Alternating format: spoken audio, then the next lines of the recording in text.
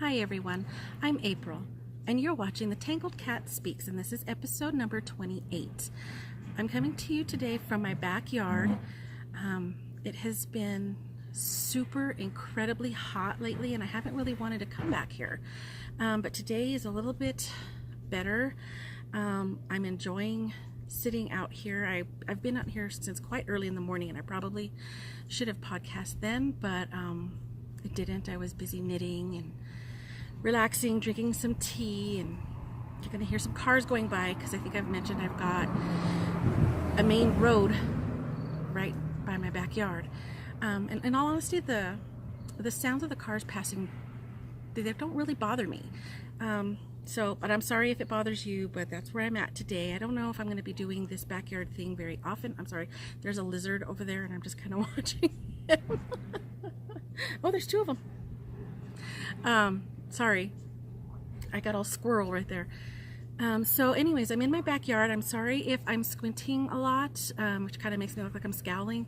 But I didn't want to wear sunglasses because I always find, I don't know if it's just me, but I don't feel comfortable talking to people with sunglasses on. And I feel weird actually if we're not actually outdoors, and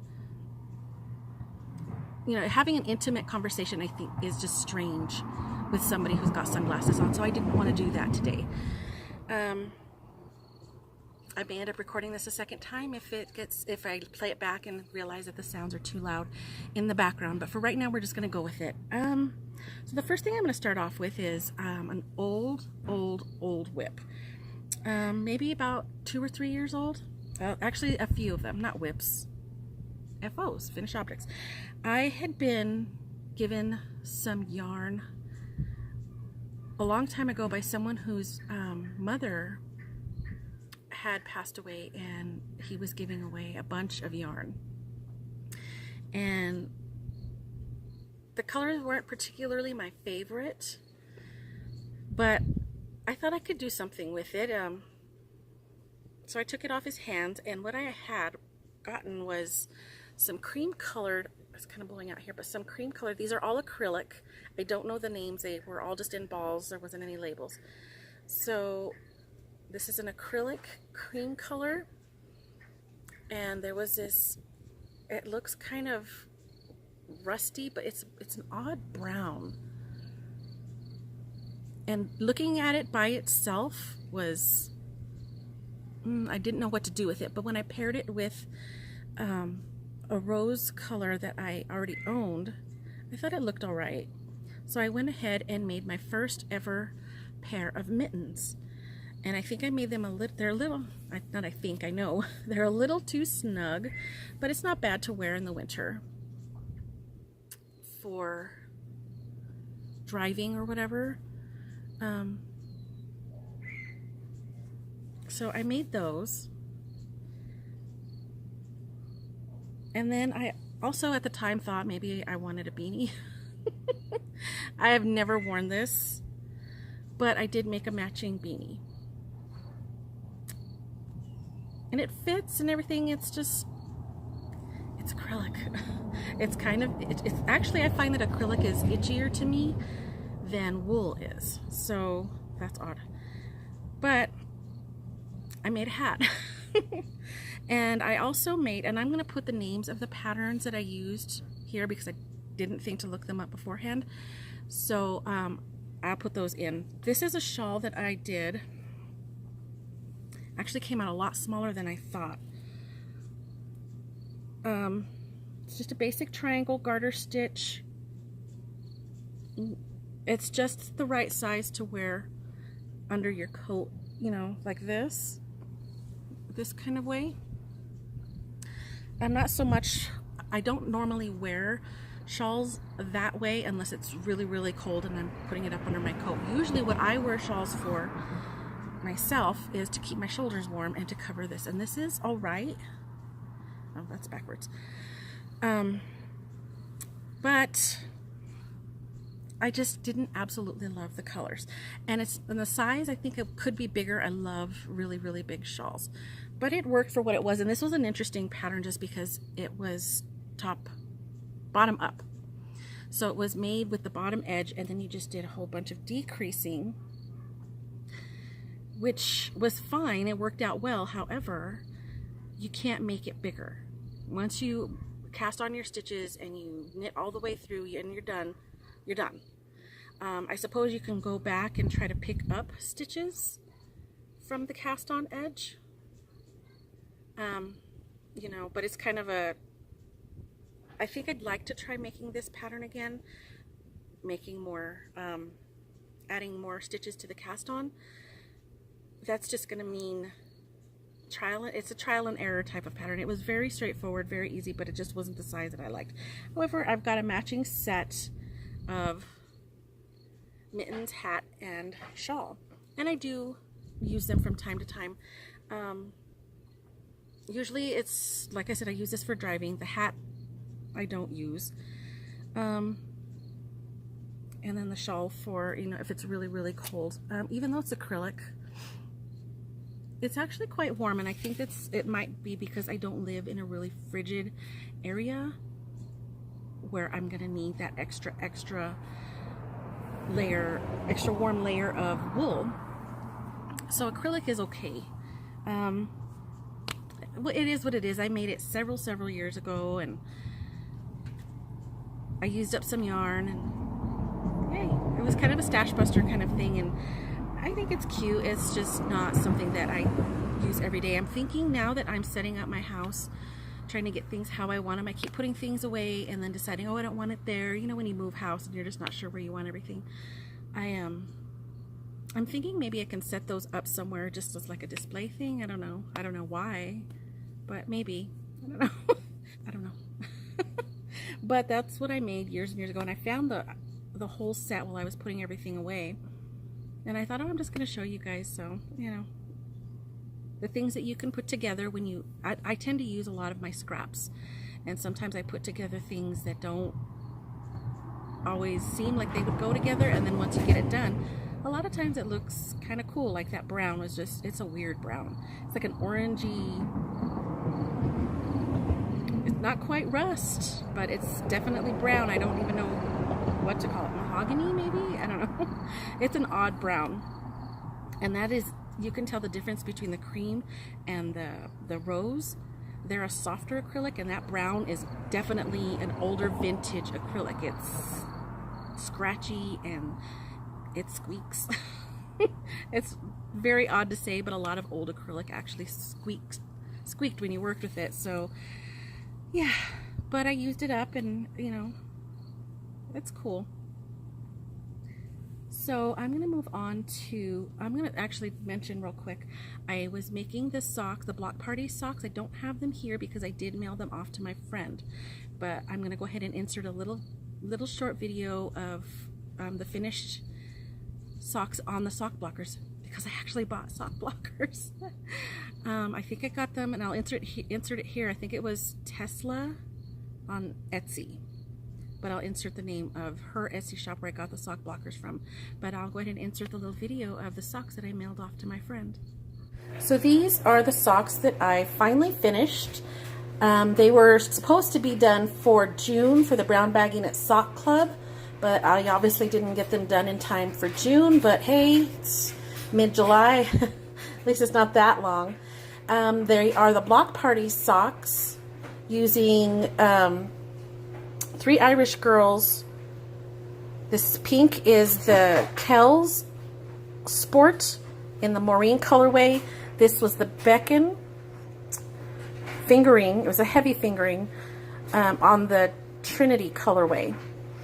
The pattern actually called for this mosaic pattern to go all the way down, but I chose not to do that because I really love this blue and I wanted to highlight that color. I did an Eye of Partridge heel, which I love with a variegated yarn because it kind of looks like a faux fair isle. I just did a regular Kitchener toe. I love them, and they are going off to a wonderful friend. I'm about to package them up and head over to the post office, which is why I'm filming it this way. I love them. I hope she does too. Yay! Okay. So, you'll probably remember, because I just showed you, the block party socks used these 2 yarns. The Three Irish Girls Beck-In base on the Trinity colorway, and then the Kells Sport in the Maureen colorway.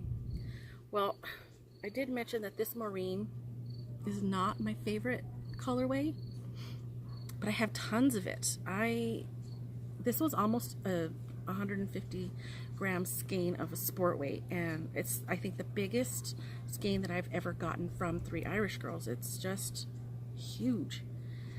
But even though it's not my favorite, it's still pretty in its way, and it looked really good in the block party socks, I thought. And I still have quite a bit of this. I have more of this.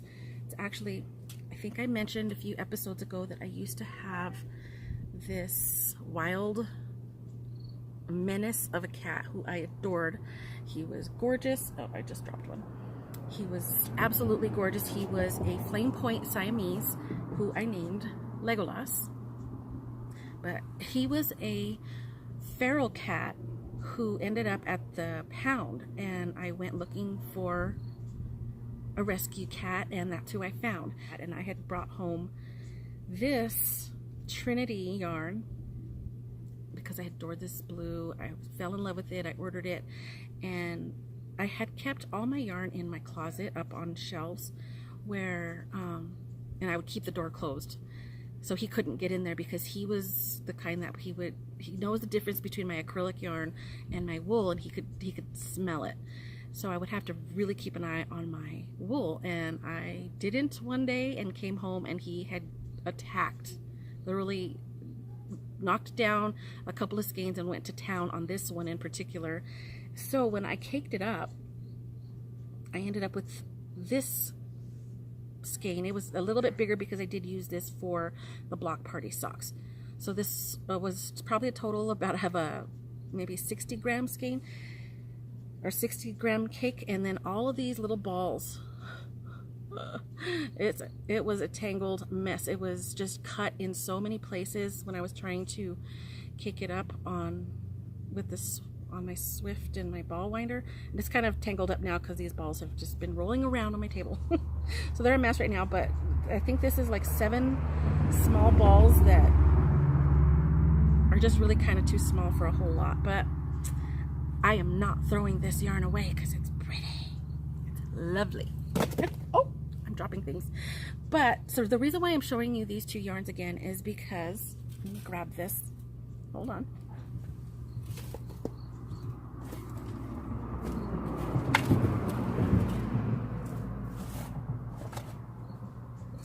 Okay.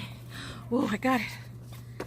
All right. So I decided that I really did enjoy the blue and the variegated pink and purple together. But I also remembered that I had another sport weight. I don't own a lot of sport weight, but I did just recently get one, and I only got a single skein.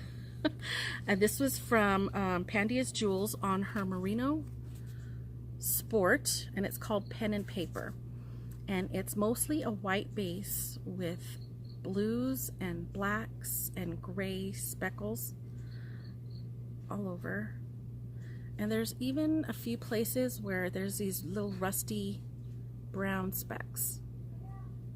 Very, very pretty, and it goes so well with the Beck-In. So these 2 don't necessarily go together, but whatever, I'm gonna do something with it anyway.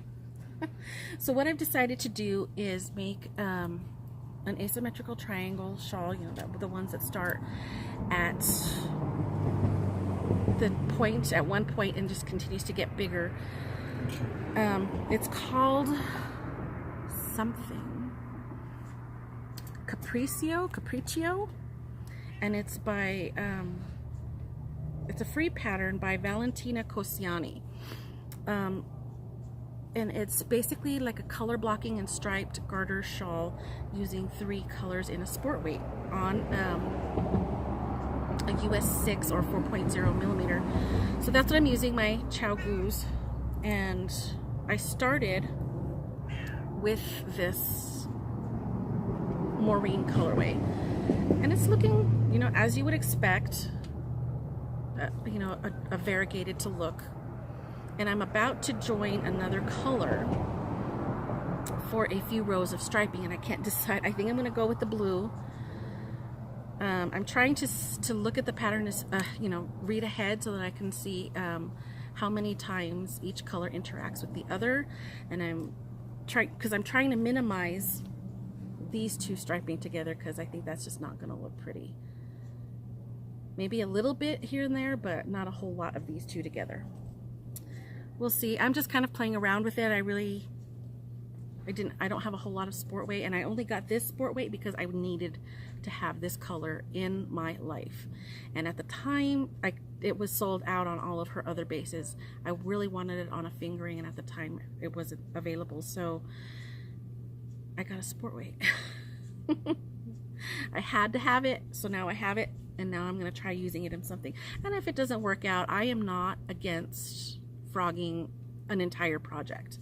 As a matter of fact, there are a couple of things that I think I'm going to go ahead and frog probably during the next Ravelinics, if they have that event again.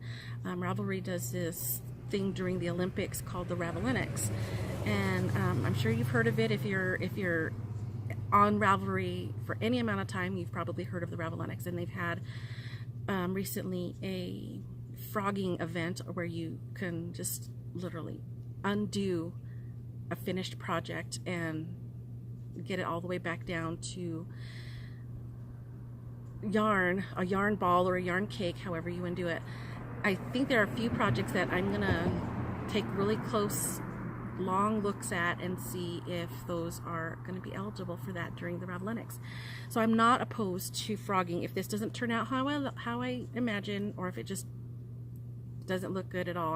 I'll go ahead and frog it. I don't mind, because for me the fun is in the knitting. So that's what I'm doing. I'm gonna have to throw this one on the Swift so I can cake it up soon, but I'm not quite there yet. But it'll be fun. I love caking yarn. I love putting them on my Swift and just winding them up. I don't know, there's just something so, I don't know, it's like full of potential. I love caking up my yarn. So that's what I'll do soon. Maybe not today, but soon. So speaking of Pandia's Jewels, and actually that pen and paper color, that blue speckle, I have had that for quite a while now. But I do have, and I dropped something else, I do have 3 new skeins from her that I had to have. She doesn't do a whole lot of solid or semi-solid, but she did these 3, and I had to have them. And I'm not going to do anything necessarily with them together. Okay, maybe I will. Let's see, the red and the green are on her squidgy base. Her squidgy is a fingering, I would say more of a light fingering weight. It's 490 yards for 100 grams. This one is called Here Be Dragons, and it is a beautiful semi-solid tonal skein of wonder. It really does make me think of dragons. Like, she's got some cool greens in there and some warm greens. Oh God, I had to have this immediately. Love it so much. And then the red is called Desolation and Dragon Sickness. And this is got some of the cooler cherry reds and some of the warmer fire engine reds just mixed in there. Just, oh God, it's so pretty. And okay, Ravelry is an addiction. And I have tons and tons and tons and tons of things in my library, especially these free patterns, tons of them. And I have a bunch of single skein, lacy, very intricately laced shawl patterns. But I tend to buy the variegated stuff. So it's really I have a lot of patterns that have been just languishing there in my library that really need some love. So I think I'm going to use these on 2 separate patterns for the single skein lacy type shawls. And I think I'm going to also do the same with this. This one is called It Speaks to My Soul. Lovely purples and plums. This is a different base though. This is the wallop base, and this is also a fingering. It's 462. So this is, you know, your average size skein. 75/25 superwash merino and nylon. These ones on the squidgy are just superwash merino. It doesn't have any nylon in it, but it is superwash. But oh, this purple. Also gonna be a very lacy shawl. I haven't really chosen patterns for it yet, for any of them, but we'll see. And if I have any left, I may end up making, definitely with these 2, well, and if I have any left, I'll have some Scrappy Christmas socks. They just are so perfect. And I've never made Christmas themed socks, and who knows, I may throw this in there just because, you know, why not? So those are my Pandia's Jewels acquisitions this time. I literally throw my money at that woman. Okay, so the other thing that I've been working on, I do have an actual whip that I've been working on. These are my brown baggy knit sock club socks for July. And I'll insert the name of the pattern here. I know it's by Gabby Boland, but I can't think of the name of the pattern. But I'm getting some work done. I'm still only on the 1 sock. This gray was a purpley gray from October House Fibers on their Sojourn sock. And this green is Knit Picks. It was originally the Pickle Juice colorway for the stroll, and I did over dye it with green food coloring, so you can see there are some faint darker speckles of the other green.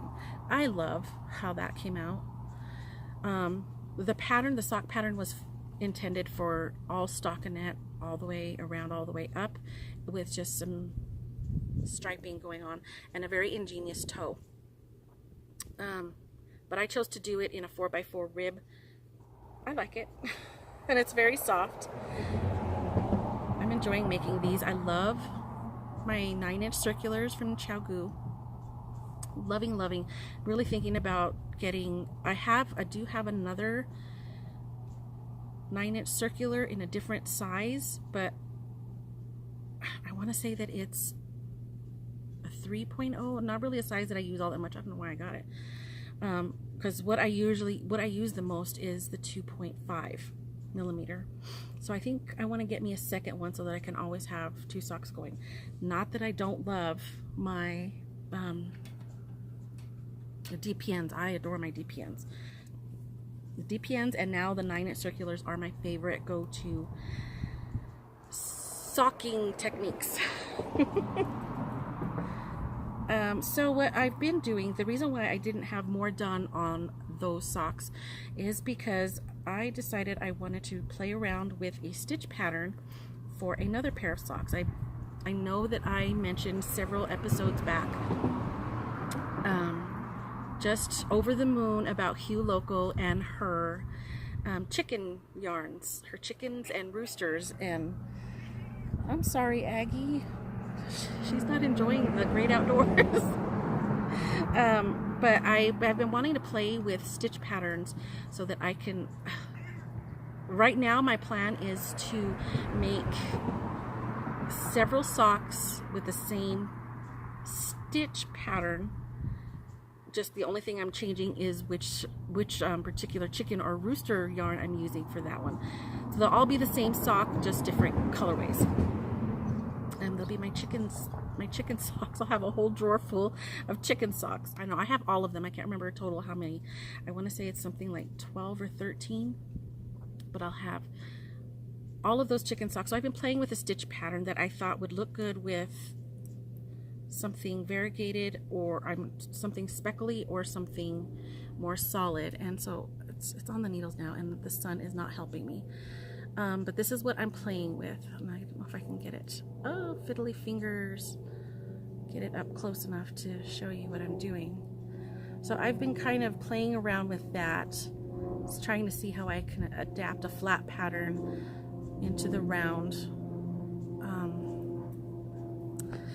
This is, so far I can already tell that I'm doing this on a 64 stitch, which is normally what I use for fingering weight socks, but it's too tight, so I'm definitely gonna have to rip it out and play again.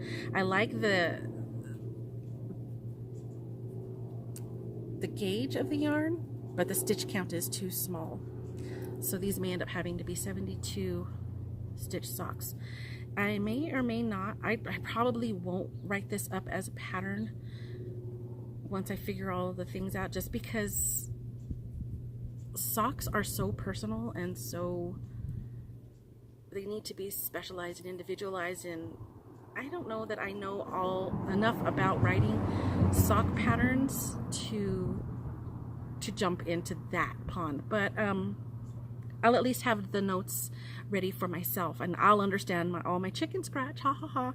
I'll understand what I mean. I just don't know that sometimes the things that I have in my head and the way that I write them down make sense to anybody else. And I know that there are testers and all of that willing to help out. But I don't know. I don't know if I want to do socks. I'm having fun with the few shawls that I've done. I don't know, but I'm playing with it for now. This looks like it's an interesting little pattern that might work well for my chicken yarns, and I'll have to see what it looks like on a speckled base, just to get a feel for how that looks. So those are the things that I've been kind of working on. I'm starting to get kind of sweaty. I wish that there was a breeze right now. Even though I'm under this umbrella, it is hot out here. My goodness. And as the day is going on, it's just getting hotter and hotter. I'm gonna go inside in a little bit and have some ice cream. No, not ice cream. I'm gonna have I have one of those fruit bars. I can't remember the name of it right now, but it's, you know, a strawberry fruit bar. It's like just chunks of strawberries, almost like a sorbet on a stick. So I'm gonna go in a little while and have one of those. Treat myself. So what if the last thing that I wanted to do is talk about books. I'm still reading Dead Man's Folly by Agatha Christie, and I'm still reading The Silence by Sarah Rain. But I haven't really gotten too far into those, so I'm not even anywhere near being done. But again, I'm still putting things away and rearranging things, and I came across a couple of old books that I loved as a kid growing up, and I don't keep a lot of books. I'm a big fan of going to the library for most things, but I do own a few books. The ones that I have, I need to read, and I'll probably get rid of those, but there are a few that I will keep forever, and one of them is this book, Where the Red Fern Grows. I adore this story. I've seen the movie a million times. It's just so well written, and it's just, even now, however many years later, let's see, when was this published? This was 1961, and this was even before I was born. Such a good story. It's a classic story, and it's one that there are some parts in there that show, you know, the era. It does date itself in that way a little bit, but the story itself is just classic. It is timeless, and it is wonderful. I love this book so much, and it's just, it's one of those that I know it's gonna make me cry. I do it anyway. I read it anyway, or I watch that movie. I've seen that movie a million times. It's just one of those that I adore. And then this other one, this is actually a newer version of an old story, and I got this for one of my kids back when they were in elementary school, and you know, the school sends home those book order forms, and I got this because I remember adoring this as a kid. From the Mixed Up Files of Mrs. Basil E. Frankweiler. Ugh. This is probably the first book that I read that really got me into wanting like mysteries and stuff like that. I adore this book, adore. And there's the one scene in there where the two kids who are hiding out in this museum for a few days, you know, they go and they take a bath in the fountain, and they find all these coins. I don't know why, but that little scene in this just makes me happy. I don't know why. I always wanted to go jump into a fountain in a closed museum and see if I could find coins. You know, it's not like jumping into any fountain. It's got to be in a closed museum at night because, you know, it's dangerous. I don't know. Those are my two books that I will keep. And, you know, maybe someday if I have grandkids, I'll be reading these to them. I shared them with my kids, and, you know, I just love them so much. So those are books that I will definitely keep. Now this book is another one from the free cart at my library, and it is so torn. I have no idea what this book is about. I'm assuming that it's sort of a science fiction, probably because it says Doubleday Science Fiction on the top. But I was kind of intrigued by this creature. It looks kind of like a Yeti or abominable snowman, and this guy looks kind of dressed up in cold weather items, so I don't know if it's an abominable snowman kind of story or what that is, but I'm excited. It's not very long, but I'm excited to, you know, it's an old book and it smells kind of musty, but that's okay. I don't mind. Let's see. I'm trying to see. This was 1977, so this is about when this came out when I was really young. Ah, there goes. There it goes. There was the breeze I was asking for. Be careful what you wish for, right? So, sorry. Frost World and Dreamfire by John Morrissey. So I got that from the free card. I'm so intrigued by finding older books and just seeing what they're all about, seeing what I don't know. It's just that's my geeky thing. Finding books and seeing, you know, and you know, if I don't like a book, it's kind of like for me for knitting. I don't mind stopping at any point if I feel that it's no longer fun. So I just enjoy exploring new things in that respect. So that's about all I've got right now, and I'm gonna go inside, grab my frozen fruit bar, some ice water, and I'm gonna relax and enjoy the rest of my Sunday. I hope that you enjoy the rest of your Sunday. Again, I'm sorry about the noise in the backyard, but I really just wanted to sit out here at least one time during the summer. It's so warm out. It's not, warm weather is not my thing. Oh, thanks, Crow.